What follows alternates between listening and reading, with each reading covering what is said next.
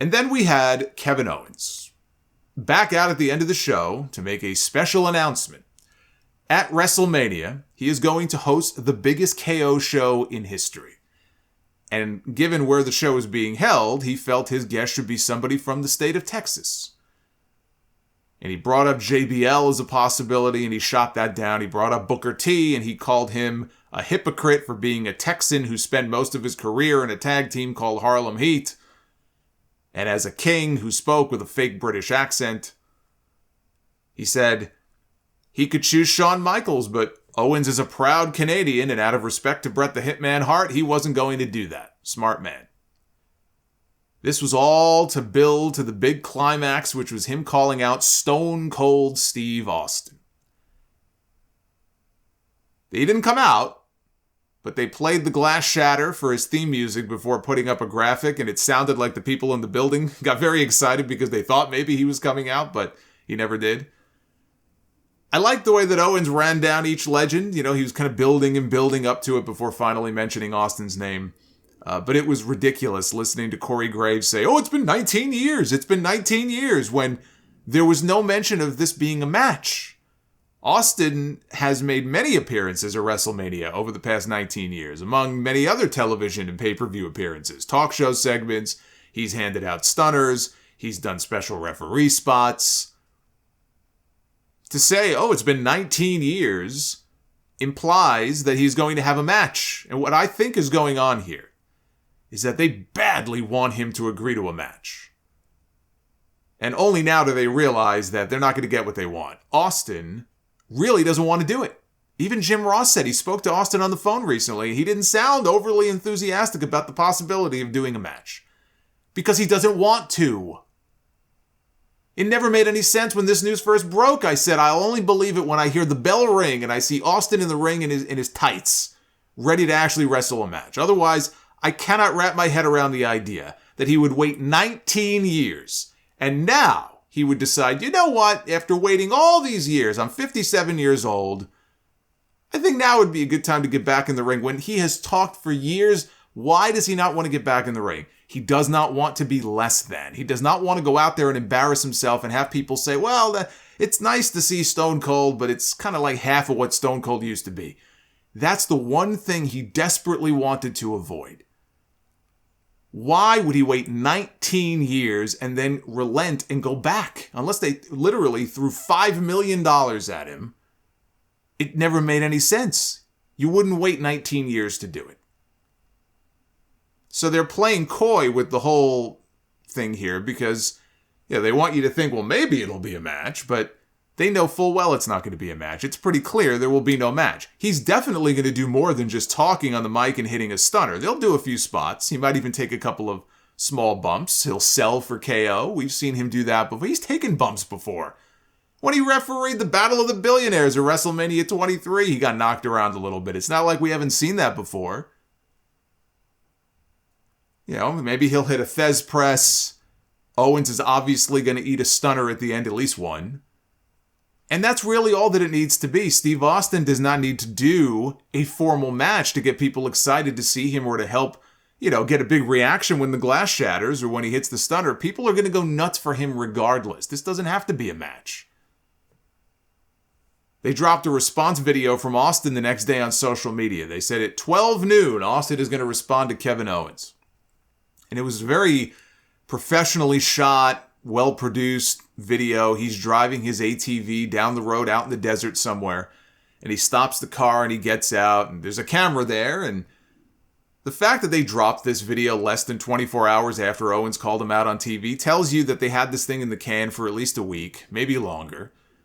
Which is probably why Austin kept things very vague as to what his role was going to be. This was clearly filmed when they thought they still had a chance to get him to agree to a match. And he had not yet either made up his mind or he wasn't forceful enough with them in saying, leave me the fuck alone, I'm not doing a match. But he cut a classic Stone Cold Steve Austin promo. He said that 19 years ago he wrestled his last match in a WWE ring. He took 3 rock bottoms before losing the match, and for 19 years he had to live with that defeat, knowing his time was up. He thanked Owens for waking something up inside him for 19 years, talking crap about Texas.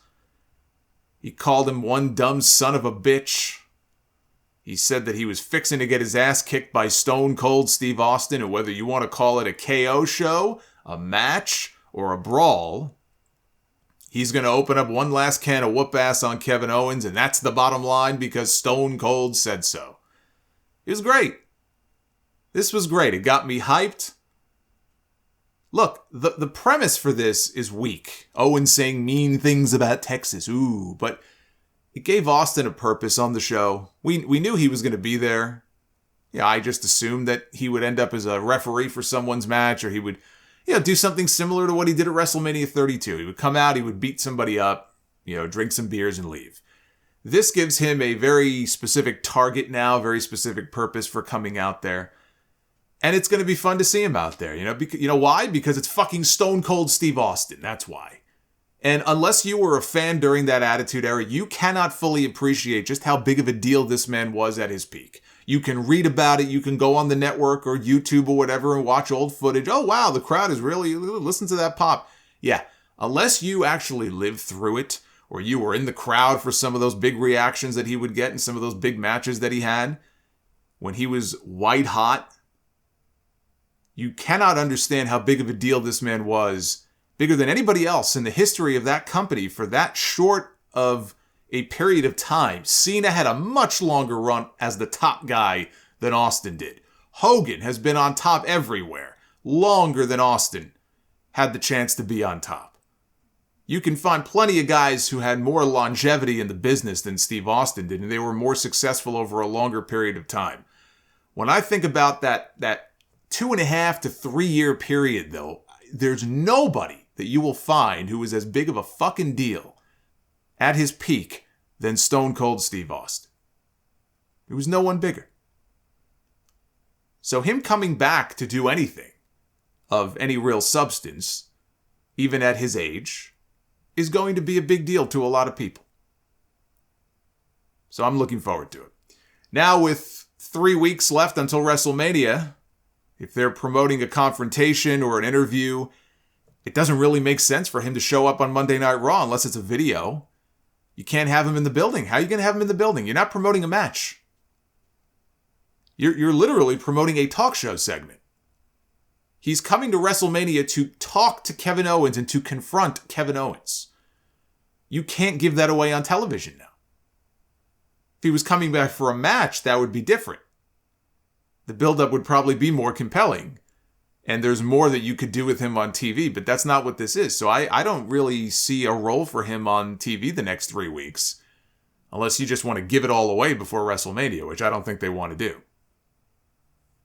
Bron Breakker made his Monday Night Raw debut for a tag team match with Tommaso Ciampa against Dolph Ziggler and Bobby Roode. Breakker told John Alba on ad-free shows, he said the main piece of advice that he was given backstage was smile more. And he was smiling in the back during their pre-match interview. What a happy guy. What a happy guy he was. Everybody's got to smile. You know why? Because when you come to Monday Night Raw, you're supposed to be happy and grateful for the opportunity to be on the longest running episodic television show in human history. You've got to be happy. Everybody's got to be happy. If The Undertaker was debuting in his original dead man gimmick and he walked into camera frame, you'd have Dasha or whoever does the interviews these days, not Dasha, but whoever does the interviews these days, they're all interchangeable. Ladies and gentlemen, allow me to introduce my guest at this time, The Undertaker, with Paul Bear. And there'd be that awkward pause, and here comes Paul Bear, and The Undertaker would have a big fucking smile on his face. He would have a giant smile on his face. You know how sometimes you see these memes on social media where somebody takes a person's face and they transpose a smile onto and it looks really fucking creepy? Do that with the original Undertaker, and that is what he would look like if he was debuting on Monday Night Raw these days. Not before just staring blindly off into the distance for about 6 very uncomfortable seconds before Paul Bear finally starts talking. If this was AEW, they wouldn't even be able to get a word in edgewise because they would be interrupted before they even said a fucking syllable.